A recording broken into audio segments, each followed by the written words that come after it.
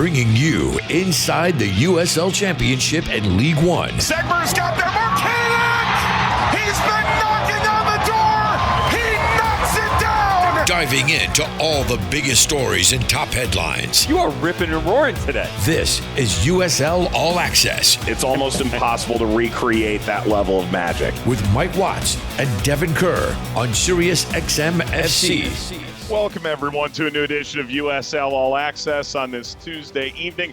We've got Liam Oonnell set to join us. He's in charge of the men's pathway. USL Academy just saw its USL Pathway Classic conclude this past weekend. Mike Watts, Devon Kerr, Emmett McConnell at the controls. Jager Cup go crazy. Ton of roster moves. A lot to talk about this week. Dev, we're going to spend a ton of time with Liam because I know it's something you and I are both so, intrigued by is one word for it, but we recognize it's the future of American soccer that we're talking about, and that we've got this opportunity in front of us that once in a lifetime opportunity to really spark this DOS reboot, so to speak. Yeah, I mean, passionate is certainly something that sticks in the back of my mind as well when you're thinking of words to describe it. Absolutely. I think we need to put the correct emphasis on the correct syllable, if you will, when you're talking about the tournament. I like the idea of USL Pathway. Classic. You know, oh, that's so classic, but that's the dad joke in me for the day. Look, man, I think we've spoken about it a bunch of times. The reboot that you're referencing, it's not just about how you go about training these kids. It's the mental side, the physical side, the befores, the afters. There has to be a better process that's all-encompassing to help develop everybody and every person involved at different levels, and I don't think we've done a good enough job of that. Certainly what Liam Oonnell is going to talk to us about is... It sounds like an architect that has a real idea and a vision that is now going to give them a chance to quantify things much better in the future. Yeah, so it's something we care about. We're putting our money where our mouth is in using time in this show for it. It's actually over 30 minutes that we spent with Liam. And as I wrote in our format, thank God he's not pronounced like Liam McKinnon, or I wouldn't be able to trust the guy. All right, Dev, let's get to it. Jager Cup, Jager bombs. Jager bombs. Did you get your promo bottle? Not yet. Me neither. Keep going. Okay. Detroit late winner, Darren Smith over Pittsburgh. That's at 90+1. There were three straight up winners in Group 4 because Rhode Island defeated Westchester 4-1, and then Hartford got revenge on Portland Hearts of Pine from their Open Cup defeat with Jack Panayotou, first appearance for the club, dropping a brace. Don't they wish they had him for the Open Cup? Point being, Dev, there were no shootouts. There were no 1-2 point efforts. Group 4, at least from the beginning, has three teams at the top as we move toward May. I want to give special thanks first off here to one of the more impressive consistent pressing schemes that I've seen in quite some time, and certainly from the Pittsburgh Riverhounds. I thought their entire team was awesome in terms of pressure up high. Unfortunately, it was only about 60 minutes of this game. Robbie Mertz, Jackson Walty, Bradley Sample were incredible the way that they moved the midfield. They allowed the front line to make it near impossible for Detroit City to play off their back line. As we know, this is also a 90-minute game. And while they didn't have a ton of opportunities to put one into the back of the net, they did create a little bit. Detroit City, as they always do, they just retain relevance. And I wrote some stuff down that's just for this season. I'm actually going to do a deep dive into their historics of what has been their results in the USL Championship and probably all competitions, to be fair, since they joined back in 2022 now. Superior ball movement in the second half. They put the ball on the deck much quicker. Great change of field, change of directions. They made Pittsburgh move, and it was a war of attrition. That's what it came down to. The goal, taking nothing away from Darren Smith, certainly nothing from the ball that was played in by Ben Morris. I thought that Yamazaki could have been taken down. Jackson Walty, I understand why he didn't do it, Mike, because in that spot, it's a very dangerous free kick. I still thought he could have taken him down, though, because there was some space where he could have exploited it, which they did. Vassar came out at the wing-back position. And this is something that was all-encompassing for all of these games. I don't understand why we stopped putting pressure on the ball. Like, it's just, here you go. Sure, I'm going to slowly close you down and apply pressure instead of trying to get stuck in a one-on-one and prevent the ball actually going into the box. And where I was going into the deep dive was Detroit City's played 9 games in all competitions this year. That's regular season, that's Open Cup, and now obviously Jager Cup. 4 games heading into the 75th minute, they've been tied. They won all 4 games. It is something that is so bred into this DNA, it's hard to put into words. 8 out of the 15 goals after the 75th minute. I don't care who's in the front office. I don't care who's on the sideline, and I mean that in a respectful way, and what player is wearing the badge. There is something in that club that no matter what the performance looks like, you will fight till the death. And it never ceases to amaze me how that team finds a way to get a result. You and I have never seen anything like it in terms of performance and the statistics that back it up. Tip of the cap, because once again, they found a way to get it done when it didn't start off the way that they wanted to. Classic Detroit against the world. So that's Group 4. Elsewhere in Jager Cup, if you're unfamiliar with the tournament, there are no draws, so to speak. You go straight to penalties. It's part of the overarching effort. More excitement, more goal scoring. So when the Rowdies were up 3-0, choke that lead away, go to penalties against Miami, lead after 3 rounds 3-2, and then still drop 2 points to Miami FC at Al Lang in front of over 5,000 people. There were witnesses, Devin. People saw it. There were witnesses. I mean, firstborn children were given up after that. It's as impressive. Did you see their new shirt sponsor in Miami, by the way? Freaking amazing. I'm the one who texted you about it. Yeah. So it's a sucker company. We sucked last year. We sucked last year.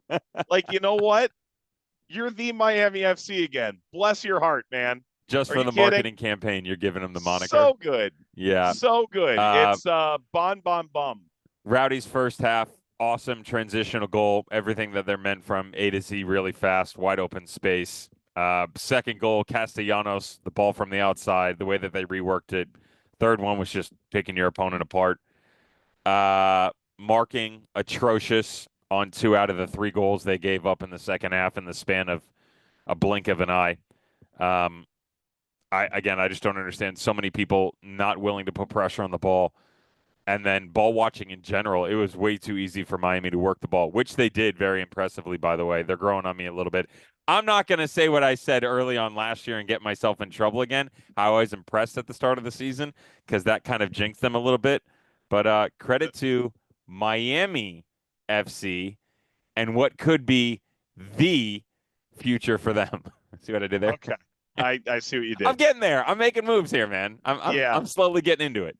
The Rowdies still an interim coach there, although there may be some coaching news this week around the championship. I'm doing math. Is that called a tease? It is a bit of a tease. I'd tune in next week. You think it's in the East or the West? Yeah, I think we're due some news. That's all I'm saying. We're due some news.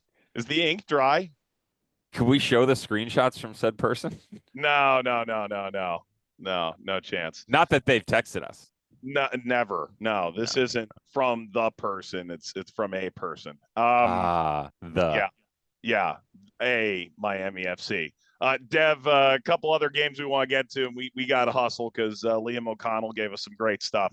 New Mexico got a penalty from Talon Maples, add another one late from Marlon Vargas. They beat Union Omaha 2-0. Anything to add there? Do we jump to the upsets? No, clean. I think you can go to the upsets, although I would say before you go to the upsets, I wanted to tip my cap to Hartford, by the way. Jack Panayotou was awesome. 33 touches on the ball, was clean. 19 of 19, 100% passing. 2 goals to his name. Had another chance created, was 3 of 4 in tackles, 1, 2 yellow cards. By the way, the reason he was sent off was one of the biggest jokes of officiating that I've ever seen. And for you to say that he deserved a second yellow and a red and then not allow them to appeal was a joke. An absolute joke. But go to the upsets. Unfortunate to say the least. All right, a couple of results between League One and championship teams of note. One Knoxville, 90+5 And as Al Hassan Torres equalizer gets a point for Tulsa. But Knoxville goes on to win the shootout. Also, the League One attendance record. They just moved into their new venue downtown. It looked amazing. Congrats to them. El Paso evades an upset, but did drop a point to Texoma as they ended up winning the shootout there. Solomon Asante, by the way, did make his penalty for Texoma in that shootout. Charlotte Independence 2-1 over North Carolina FC. All 3 goals were scored before half an hour.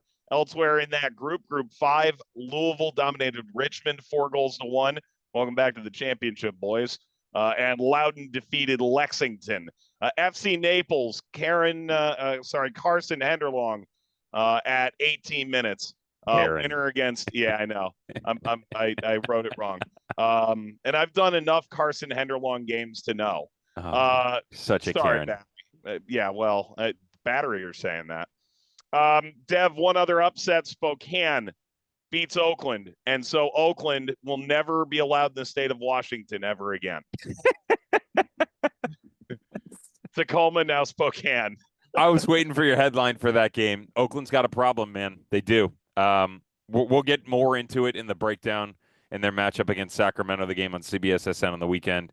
They have a problem in terms of groupings. I'll tell you that I think they fixed that problem, and I'll give you that full breakdown. I'll say the most important thing between now and then for you guys to ponder is to get out of their own way. This is a team that keeps shooting themselves in their own foot. They're creating costly mistakes on their own. And unfortunately for them, literally every opponent that they've played, when they've handed them an olive branch, they've taken it and absolutely burned the tree to the ground. Other teams haven't done that before. They've missed their chances. That's not the case. Spokane did really, really well. I like Patrick Reedy on the outside, by the way, man. I like him. He's a good little player. I was impressed with, or Pierre Reedy, excuse me. I was impressed with his performance. Thought he held the width really well and didn't really allow Oakland to get any sort of verticality throughout it. Again, I'll give you a little bit more heads up when we preview this weekend's national game. All right, a couple other notes on the way out here. Wild card, 9 teams now have 3 points apiece, but don't lead their division. Remember, goals the first tiebreaker, so it'd be Birmingham and Hartford at the moment. Goal scoring is up by 1/20th of 1 goal, but not substantially, at least not yet. We won't really jump back into Jager Cup again until the end of May. It's mostly individual weekends at the end of each month. The only midweek game in the competition this week, AV Alta will host Oakland Roots. Couple of quick roster moves. Koa Santos released by Colorado Springs and then immediately debuted 2 days later for Orange County. Garrison Tubbs has moved from Loudoun to DC United, or rather vice versa, on a loan. Lucas Stauffer has landed in Tulsa, was in El Paso last year. We mentioned the Jack Panayotou's on loan from the Revs now to Hartford, was with Rhode Island last year. Tulsa adding Jamie Weber. Transfer market calls him $1 million player. And then Rubio Rabin goes to Charleston, and Cameron Duke is going to Louisville on a 25-day deal. All right, when we come back, Liam O'Connell, you want to talk about a guy who understands the entire pathway, the academy system in this country better than anybody. You need to hear it. Back in a moment on USL All Access. Let's get back to USL All Access on Sirius XM FC with Mike Watts and Devon Kerr. Welcome back, everybody. It's a fresh edition of USL All Access on Sirius XM FC. If you miss any part of the show, it's available tomorrow on the USL YouTube page as well as on the Sirius XM app. So we've mentioned earlier in the show, USL Technical Director for the Men's Pathway, Liam O'Connell, set to join us. Mike Watts, Devon Kerr, Emmett McConnell at the controls. Liam just oversaw the USL Pathway Classic, which was in Tampa in the spring. We'll be going to San Antonio in the fall. And I'm sure he and everyone else involved in that entire event are trying to recover from a crazy weekend. Liam, welcome to the show, man. How you doing? Doing good. Great to see you guys again. Thanks for letting us on. I know you're just like thrashing for survival after having so many teams and handing out so many trophies. And let's sort of go 30,000 feet before we jump into the event itself. You know, I think, you know, we spoke to Paul McDonough earlier in the season on the show. He's chief soccer officer. We talk about what Oliver Weiss has been doing. He comes from Orange County, sporting director. try and give me an idea of sort of technical director for this massive conglomerate of leagues, League Two, League One, championship, upcoming first division league. It seems like a never-ending job. Try and describe what your role is day to day for people who may not just understand this wide swath of technical director. No, appreciate that. And I think to your point, with the way in which we've grown, especially now with the women's pathway being fully built out, right, from youth to amateur to professional, we also have effectively been able to split my role in a number of ways. And one of the key ways was also bringing on Carrie Taylor, who, as you guys know, has even coached within USL. And she's now serving as my counterpart for the women's pathway. And so the two of us are working under Oliver and Paul, really in helping clubs establish their pathways. And really, and ultimately, by doing that, you determine kind of what levels of USL will they participate in. And that's, I think, the beauty of how the ecosystem is growing, and really like events like we just had, like the Pathway Classic, where you're seeing like every club can kind of do a different combination of levels of USL based on what their community needs, what the resources and vision of that ownership group are. So yeah, I'm happy to share just as many examples of that as possible, but it's really helping those clubs understand how they go about identifying, recruiting, and developing talent, be it players or coaches primarily. Liam, there's the USL Academy overall, right? And then the Academy League that comes along with it. We've got the Academy Cup. The pathway is something new. Mike referenced it coming onto the show that just concluded over the weekend. You're just kind of tying a bow on the rest of it. What is the USL Pathway Classic, and how does it tie into the rest of this ecosystem? No, great question. Effectively, it's actually an evolution of what was the Academy Cup. So we honestly thought that this just made it a little bit clearer how all the levels interconnected. The vision of the Academy Cup is the same, right? This is an opportunity for clubs to showcase their best talent in a meaningful tournament that actually have like games of consequence. So there is actually a competitive element leading to a final or placement games, which honestly was a request on our clubs, right? That if we're going to be developing players that should be pursuing points in front of fans, be it at the collegiate level, pre-professional, or pro level, we have to be culturing a winning mentality. And the biggest thing that we wanted to do in evolving the experience, besides just a rebrand, was also, I think, connect USL Youth, what was the rebrand of Super Y League, and its evolution into more of a platform like USL Academy is. And so what you saw was now USL Academy is U20 only. Like you said, you've got your pro and pre-pro senior teams in the men's women's space operating their U20 reserves, if you will. And then those groups can now participate in our Academy division of what is now 2 Pathway Classic tournaments of the year. And then, as we said, kind of conclude the year with the Academy League finals if they qualify based on regional play. But the nice thing is now there's still an even stronger element of tying together that full pathway. So we had 2 younger age groups on the boys and girls side, U16s and U14s, feeding into that USL Academy division. We kept those under the USL Youth umbrella. But the coolest part, guys, is this is the first and only time that there's been a professional entity like USL operating in a truly open tournament. So while, yes, we of course wanted to create a competitive games program for these U20 programs, you had even non-USL members competing in some of the younger age groups. So for a lot of new clubs and communities, this past weekend might have been their first step into USL. And now I can tell you some of those people are thinking, could we have our own USL Academy League team? Or maybe even start a plan to have the investment to have, an amateur or men's pre-pro women's setup. So I think that's what's especially exciting, is it's honestly like, I think, motivating groups to think, how far could we go? And with things like Pro Rel coming out, like you just mentioned, in D1, you've got some really cool community-based clubs coming off this past weekend, motivated to think, what if we had our own pro team and entered into this future of American soccer? So clearly I could go for days. It's something we're really excited by. Liam, you mentioned kind of the open aspect of this tournament, right? I loved the verbiage utilized online. It says the only unrestricted youth tournament hosted by a U.S. soccer professional league organization. Mike Watts, I'll tell you, there's a lot of big words there, so I'm going to take them as a sign of disrespect, especially because I didn't finish my college route. Can you maybe expand on the open side of it? Because for people that don't know, Usually a lot of these are you have to be within the ecosystem or you have to be invited. And this takes a different route than normal. Yeah, and it's exactly what you just said. I think there's this bigger feeling in American youth soccer that I think is, for better or worse, unfortunately persisted for decades, arguably now, that you got to be within this exclusive club sometimes in order to be able to be at these high-profile national events. You need to be paying big annual membership fees, have 6 to 12 teams committed to this national, regional level of travel. And the reality is that just does not work for some clubs and communities. So we truly want to make this an open tournament, one where any club, from a standalone youth team to a school program to a professional club's academy, could register and be a part of this tournament. And I think the two best case studies that I could throw at you is like our U16 quote unquote USL youth division on the boys side had MLS Next clubs, ECNL clubs, USYS clubs, and even some just pro clubs operating their own standalone academy at a younger age group. And they all were going toe-to-toe in the same elite division, regardless of league affiliation.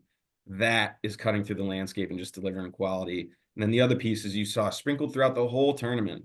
You had such unique individual examples like Boise going League One next year. Bill Taylor, one of their co-founders, personally put together a fully funded U20 men's team that even included as young as a 16, 17-year-old to a 22-year-old college player that are all looking at potentially being a part of this pro pathway that he's establishing starting next year.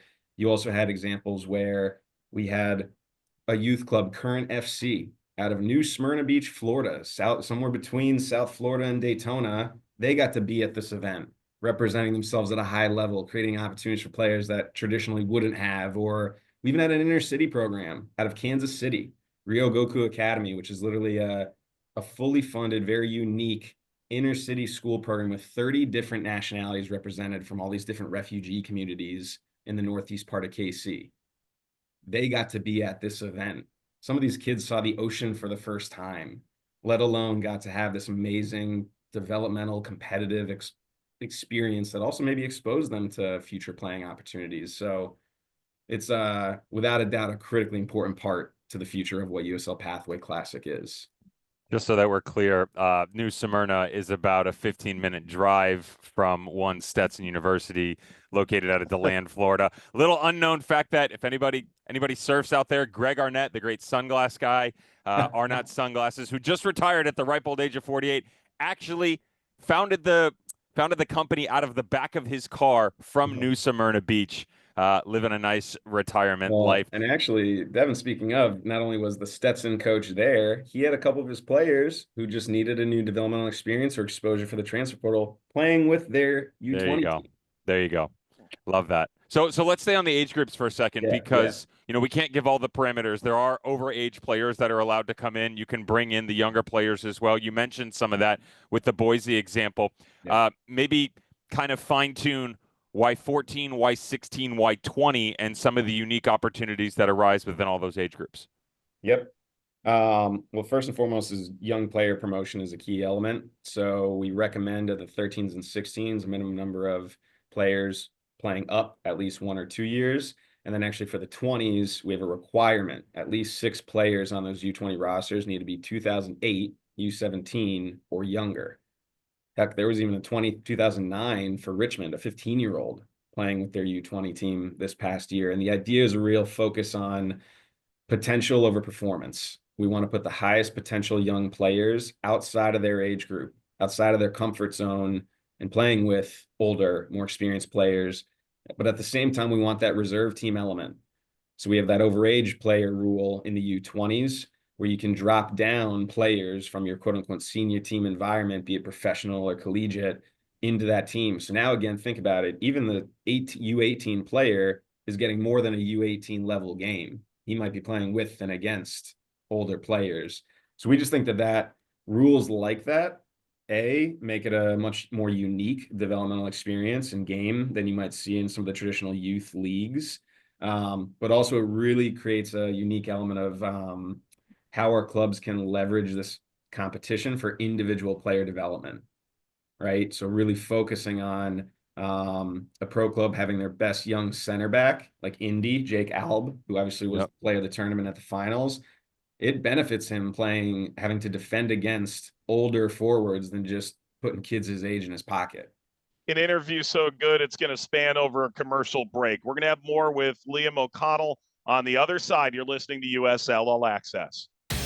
Giving insight to all the biggest moments in Championship and League One. This is USL All Access on Sirius XM FC with Mike Watts and Devon Kerr. Welcome back, everyone. It's USL All Access on this Tuesday night. The technical director for USL, who leads the men's pathway from academy all the way through the pro pipeline, is with us, Liam Oonnell. More of our interview with him right now. Chatting a little bit about the recently completed spring edition of the USL Pathway Classic. We've spoken to, there was a variety of different leagues brought in. For one, how do you sort of maintain standard, which I imagine is significant to what exactly you just said? You want to make sure everyone's getting the right quality of game. And then beyond that, in terms of the composition of the event right now, are you seeing more of the USL ecosystem involved in certain age groups? You sort of mentioned it's I think 110 teams were involved over this last weekend. Yeah, from about 50 different clubs and I think 26 unique states, which is obviously pretty cool. But again, guys, the goal is this could expand upwards of 200 to 300 teams, depending on where we go about hosting it. So San Antonio, I think the goal will be somewhere between 100 to 150 teams. To your question, I think you're seeing a lot of our pro clubs are really leaning in heavy on the U20 model more and more and more, because some of them might just have like youth affiliations where kids stay at their clubs until that like finishing school sort of spot. And that way they're really just focused on the kids on the pro path. But, you know, and because of that, I suppose the 16s and 14s are a little bit more open. But really, guys, like the best part too, since I probably last caught up with you both, is not just the expansion externally through the clubs within the ecosystem, but the expansion within our league office.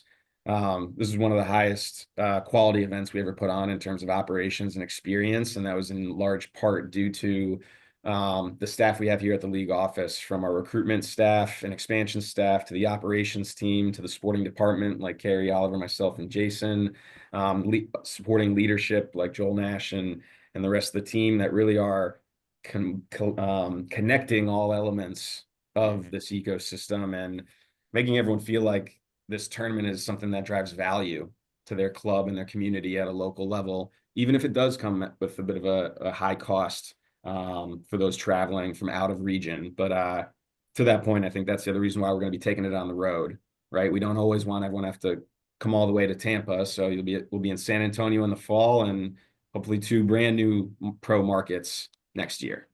Yeah, very cool. And you know, I don't want to say soft launch, like announce is a stretch, but it definitely came up while we were in San Antonio with CBS at the start of April. Yeah. The fact that the Fall Classic will be going to San Antonio. To what extent does moving that regionally allow more people? I mean, there's the simple travel element of it, but more people to experience that event. I imagine that's a significant part of this, to be able to get it close enough to 100 markets in the West, maybe next time around, and another 100 in the Northeast. You know, is that a fair assessment of part of the value of this, and why San Antonio specifically? I mean, going westward was without a doubt a very intentional strategy. I mean, you look at our map and it is, I mean, very similar to just how population is spread out around the country. I'd say 2/3 or so of our membership is west of the Mississippi. It's not even just the east half, but the east third of the country, right? And so just like you saw, there were new clubs stepping into the USL Classic this weekend who now are dreaming of a future where they have a men's or women's team in USL at the senior team level. That's what we hope to do going to San Antonio, is make it easier for new clubs and new communities to come to a USL experience, get educated, and meet with myself and our counterparts at the league office about how could they create a roadmap to get into USL, right? So yeah, I think we already have, I mean, shoot, there's even just a lot of the new clubs we've announced coming into Texas in the central part of the country, right? USL Dallas just announced a massive affiliate partnership with Renegades, a club that's in the ECNL, ECRL space, and they've got a huge club for both boys and girls. Obviously, we hope that they come and participate and get that much more bought into this new partnership that's been established for this incoming pro team. But similarly, Dallas Trinity, who's having a phenomenal first season in the Academy League, in Super League, who, by the way, is also playing some really talented young players. Over the weekend, they had a local junior in high school on an academy contract score another goal. And I'm sure she's now, like you've seen with boys, going to be debating over this next year and a half as she finishes high school of, do I take the college scholarship I have or kind of blaze a new trail playing professionally? This is also a great opportunity for Dallas Trinity to tell that story on a grander scale and maybe have their first ever U20 USL Academy League team come to San Antonio. And again, that drastically lowers the cost of them to be able to provide that opportunity because there aren't going to be flights involved. So yeah, just a billion examples like that. And honestly, I'm already excited because this weekend has accelerated our discussions over where we're going in 2026. We even had a few clubs at the event directly say, can we host the next version of this? Wow. And some of those markets, Mike, that are especially cool are clubs that might next year have both a men's and women's team. So like this weekend, we obviously had a ton of our kids and families and coaches go to the Rowdies game, that thriller, let's call it, between them and Miami and the Jägermeister Cup. And, next year, the hope is that Friday night's a Super League game and Saturday night's a Championship or League One game. And all those boys and girls at the tournament get to see what the pro level of their pathway looks like, right? So it's a special experience that we're creating. Awesome. Yeah, love that. Let's talk about financials. I know it's always been and continues to be a hot topic around United States youth soccer, the pay for play conversation, right? There's part of me that goes, okay, we need to do a better job. And when I say we, I mean every individual in this country. I'm not talking about the USL ecosystem. Everybody needs to do their part to get involved and provide more opportunities, provide more infrastructure, more finances to help grow this game. The other part of it is the realization that at this point in time right now, it is still a business, and some of the opportunities that exist in other countries, like England and the Premier League, don't right now give you the chance to regularly fully encompass, fully funded academies. New Mexico United, the Somos Unidos Foundation, is a great example of that, the way that they've worked it up to make sure that every single player going through it is what they call scholarshiped, where there are no applied costs to individuals coming in. The adage of if you're good enough, you're old enough, right? Like age doesn't matter. Is there a world, and I don't want to say near future, let's just say broadly, that the pay-for-play conversation USL ecosystem disappears, that academies and professional clubs have the opportunity to say, we scout you, we like you, here is what we have to offer, and oh, by the way, there's no money coming out of your pocket outside of maybe the boots on your feet, and even then, sponsorships can help remove that. That's our hope, obviously, long term. Yeah. I think that's why we're encouraged and we'll continue to celebrate clubs like New Mexico that have found a really creative way to sustainably fund their academy without just having to up the profit margin on the bigger youth player pool, right? And there's other examples of that as well, even on the emerging women's pathway with groups like Ashley Fontes Comer in Tallahassee and what she's doing with the Reckoning, really like leveraging sponsorships and community partnerships to still deliver a professional experience without having to just charge the player or the parent. It is something we have to be really, really cognizant of, though. And I think that's a big reason, again, why we're focused on that U20 reserve team model, as opposed to maybe what would potentially be the ideal world in a player development space, having, multiple tiers throughout the youth ages. We really want to focus on being cost effective and, to your point, driving a return on that investment. But really, it's down to the club to determine where do they see that return, right? I think if you check out the social media account for USL Academy, we put out a really good interview with Bill Taylor from Boise, right? And for them and their ownership group, which you'll learn more and more about in the build up to their League One launch next year, I think they see part of that return on investment in terms of the impact made to people's lives in their community, which isn't always quantifiable, right? But that's also the beauty of USL, is every club truly has the freedom to be independent and kind of decide who they want to be within their community. So I don't anticipate that there'll necessarily be a mandate to go fully funded by a certain time frame. But what I'm encouraged by is there's so many clubs proactively doing it because they feel it's the right reason, that we're now actually starting to collect best practices and case studies to almost help show clubs other ways to do it. Like you said, maybe just starting a nonprofit foundation and being very clear and upfront with your fans that, yeah, part of these donations go to scholarship young players in our community to get playing opportunities and exposure they wouldn't have otherwise. So something we're strategically working towards and encouraging, but I wouldn't say something we're mandating anytime in the immediate future. I utilize the Premier League as an example there. I'm going to bring the Bundesliga into this conversation. One of the things that I've been very vocal about, I've talked to Mike about it a bunch of times, clubs about it, really at any level within the pyramid, collegiately, USL, MLS ranks, is life after football. One of the things that I love so much about clubs abroad is that they take all of this money and invest it into players. But when things don't work out for them, they don't become regular first team footballers, they don't get that big transfer to another country, possibly to another club domestically, they don't cut ties. Instead, smartly, they utilize all of those funds that went into what is now an asset, and they just kind of steer it another way. Maybe you have a medical background. Maybe you're interested in groundskeeping, whatever it may be. There's a big initiative right now abroad of aftercare for players. Have you guys maybe looked into, while certainly still very young in the academy side, what it looks like for players after football, so that at 16 because of an injury, at 20 because of college, at 22 they decide to give the game up, all the money that's been invested by these clubs, they can still take advantage of all the knowledge they've been able to gain, maybe just not necessarily inside the white lines for 90 minutes?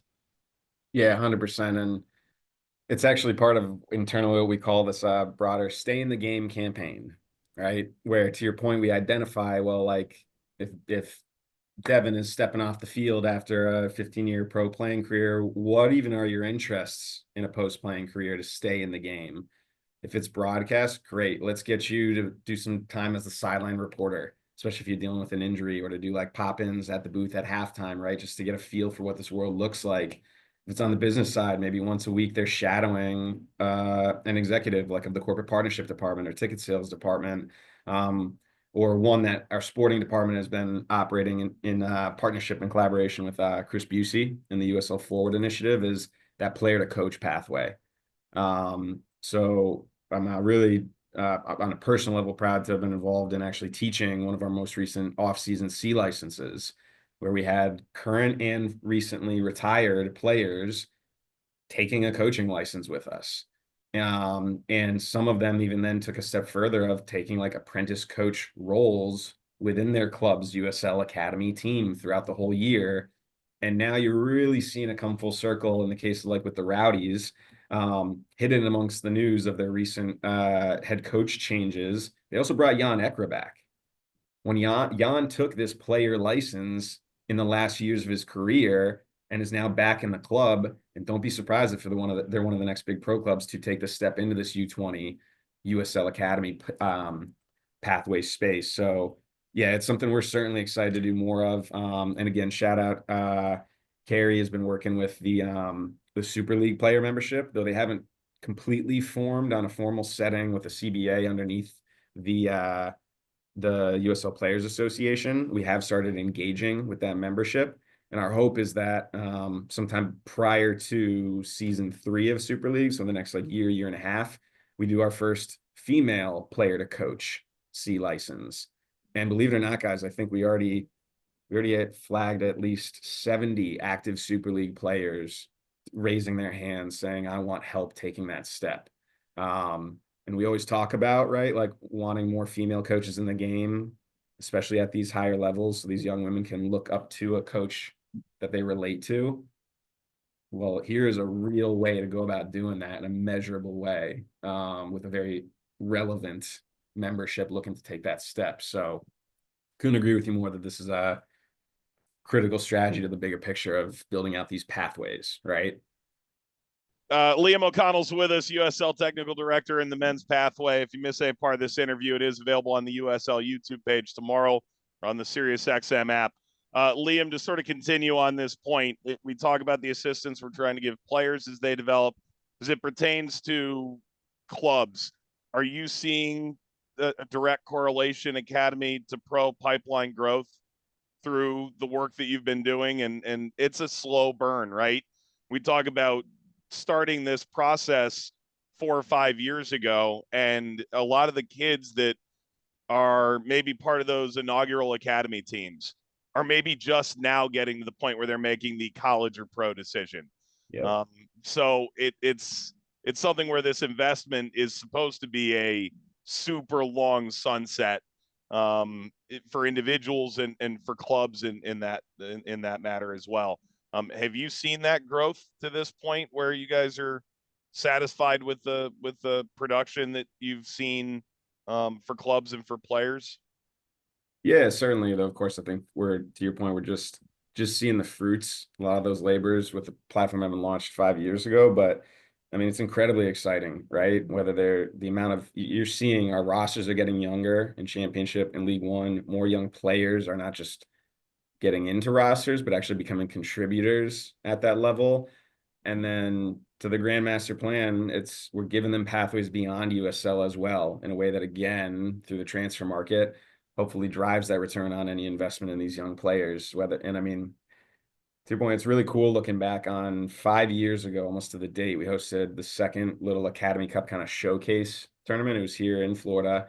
Lou City with Hackworth and Mario Sanchez, John Hackworth and Mario Sanchez at the time, brought a U17 All-Star team before they even launched the academy, had the training facility, before they had the stadium, right?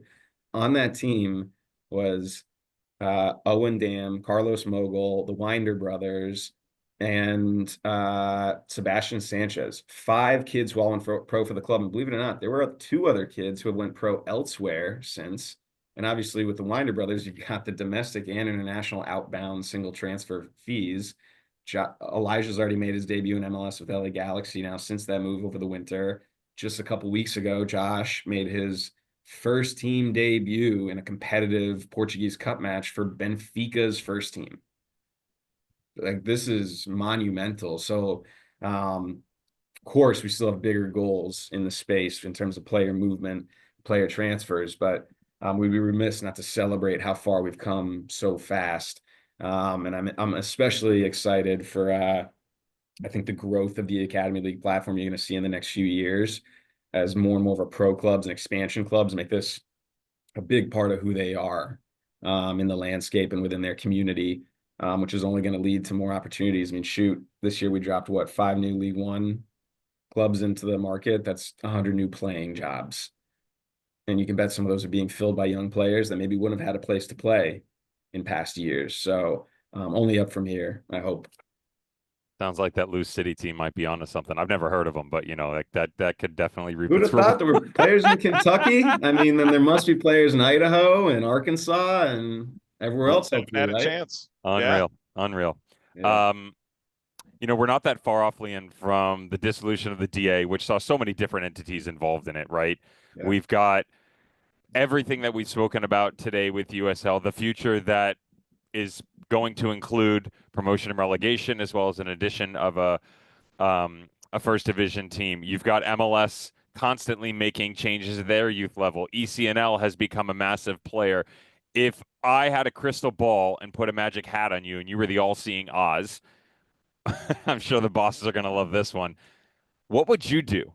If you could snap your fingers, whatever it may be, to make a change right now to affect the growth of the greater good and really push U.S. soccer into the stratosphere. I know it may not be one thing, but maybe one that holds personal value to your heart. What would it be and why? I think it's collaboration and hopefully some degree of consolidation of the youth landscape.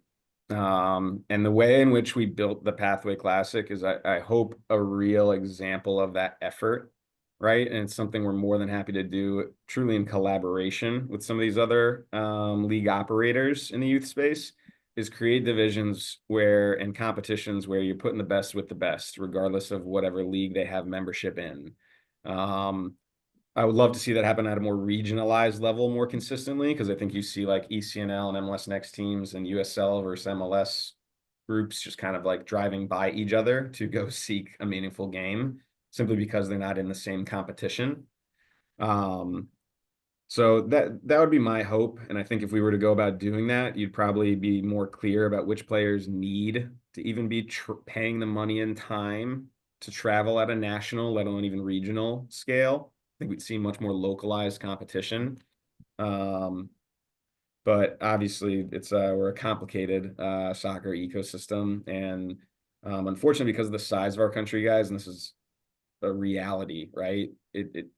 We have challenges with the money and time it takes to travel in this continent of a country that a lot of other football nations don't have to deal with. Yeah.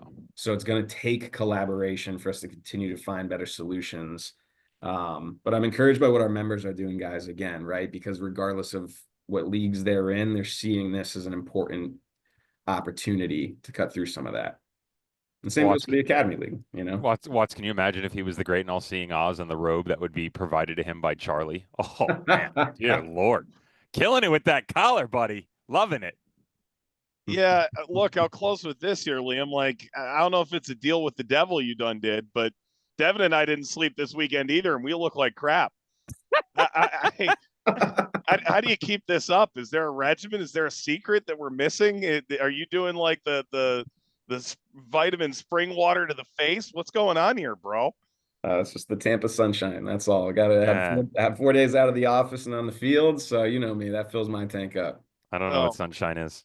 Yeah, right. I only see the darkness right now. Yeah, that's it. You guys need a trip back down to HQ sooner than later then.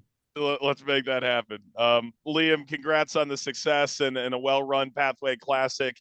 Obviously, we announced it on CBS earlier this month, but it'll be the final week of September that San Antonio is going to be hosting the upcoming fall USL Pathway Classic. It's open to the entire U.S. Youth sporting landscape. You can take a look at the USL Academy website for more information on how clubs can get involved. Liam, all the best to you, and keep striving for the growth of this game from the literal grassroots all the way up. Very well done. Appreciate it, guys. I really do. And great to catch up as always.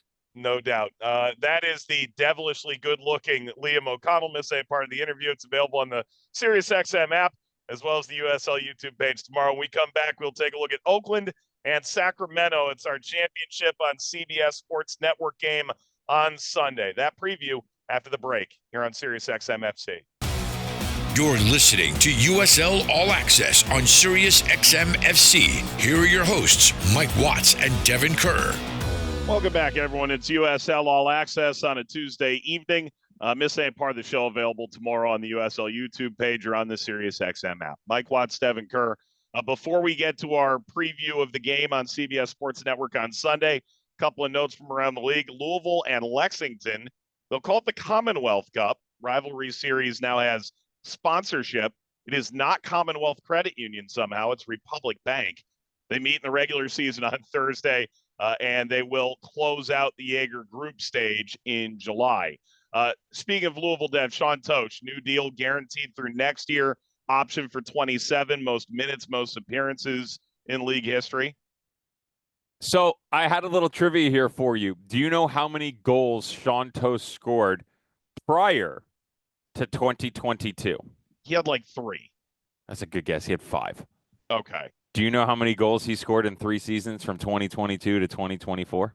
18 pens because all the refs are in Louisville's pocket. I'm kidding. I knew it was a big number. I didn't know it was this big. 22. Ooh. My man put down 22. Obviously, you know, the one that sticks out to me was the 2022 season where they made it all the way to the final before losing to San Antonio. He dropped 9, which still stands as the record for most ever by a defender in a single regular season. 22 goals in 3 years, man.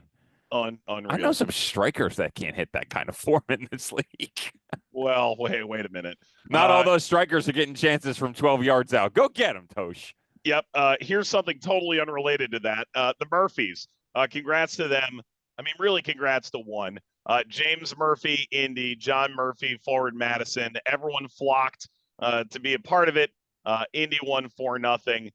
Cool to see 2 brothers on the field together. Dev, you have a crazy stat? I do. So there are currently 24 teams in the USL Championship. Only 8. Wow, that is a stat. Have a winning record. Woo. 8. What does that say about our league? A little top heavy. This is the Premier League. Dev, let's chat about two teams that do not have winning records. Oakland and Sacramento are matching up Sunday, 7 p.m. Eastern on CBS Sports Network. You will have the call. Oakland losses to Tacoma and Spokane in Cup competition. They've won their last 2 league games over Tulsa and Orange County. Jurgen Damm is in. Peter Wilson got his first goal. They finally have their first choice center backs on the field. Sacramento, 2 road games this week. They're going to see the John Fisher situation up close. They're at Oakland on Sunday, then they're at San Jose on Wednesday night in the Open Cup. Desmond's back. Tema is 3 games into his season now. Rodrigo Lopez is yet to start a league game. Quick thoughts. Jared Timmer's still coming back from injury. He's obviously going to be massive for them, especially the way that he moves the ball so efficiently and quickly off the back line. Roro Lopez, they're nursing him back in slowly. I don't blame him coming back from that long-term ACL injury. He's going to be 38 years in about 2.5 weeks, Mike. 38 years old. Got to take time there. Got to take time. Here's my question for them. They, very similarly to Oakland, although they too have shot themselves in their foot more so in transition, I'm actually curious going the other way. At what point in time do they figure out how to get Christian Pirano, Lewis Jamison, Russell Cicerone, Roro Lopez, Sebastian Herrera, maybe not even necessarily all on the field at the same point in time, because that's a tough ask, but heading in the right direction. As I said with Oakland before, get out of your own way. Sinistera moving into the 10 is a big one for me. I think that they finally found a little bit of rhythm here over the past 2 games. They were incredible against Orange County. They struggle centrally, plain and simple. They were much better in transition last year, multifaceted. They are not anymore. A lot of it's out on the width that everybody's just standing around, and there's no representation. I look at Sinistera to be the guy who glues all of this together. I've seen good things, but historically against Sacramento, you need to be great. Although it hasn't been that way this year, I would expect this to be a highly contested event between the two. They tend to throw some punches. See what I did there? I did. Dev, did you learn anything in this show? I learned that statistically, our league is an absolute anomaly right now, beating the ever-living you-know-what out of each other. 8 teams above 500? That's crazy, Mike. Yeah, that's wild. And I learned the only person who could look better on a Zoom camera than Devin is Liam Oonnell. For Devin, Emmett, Mike, we'll talk to you again next Tuesday night in Open Cup week. So long for now. This is USL All Access. If you missed any portion of the program, listen back anytime on the SXM app.